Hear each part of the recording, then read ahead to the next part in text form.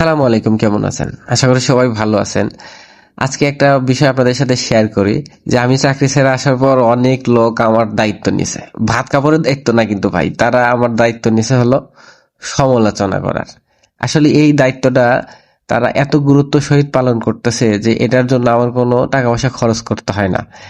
তো আপনাদের সাথে এক এক করে আমি বিষয়গুলো একটু শেয়ার করি যে এই কথাগুলো বলতে গিয়ে আমার খুব হাসি পাচ্ছিল যে তাদের কথা যে আমি ফেসবুকে কোনো কিছু পোস্ট করলে বা কোনো কিছু দেখলে তারা মনে করে যে আমি খুব কষ্টে আছি, যার কারণে আমার ফোন বা সামনাসামনি দেখা হলে তারা জিজ্ঞেস করে যে ভাই আপনি সুখে যাচ্ছেন বা মাসুদ তুমি সুখে যাচ্ছ কি জন্য, মানে আমি খুব চিন্তায় আছি, এটা হলো তাদের প্রশ্ন।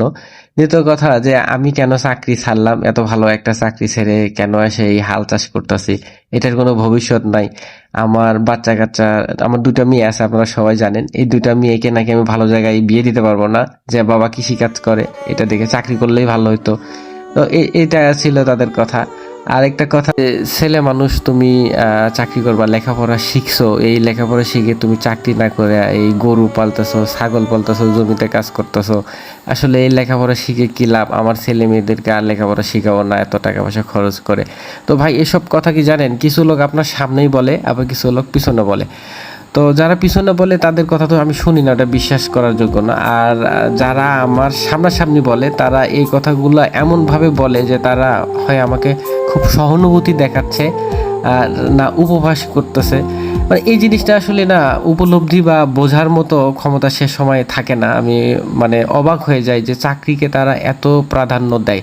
আর প্রাধান্য দেওয়ার কারণ কি ভাই, আমি আসলে যে ব্যবসাটা করতেছি এই ব্যবসাটায় আমার প্রথমত অবস্থায় শুধু ইনভেস্ট করতেই হচ্ছে ব্যবসাটা বড় করার জন্য।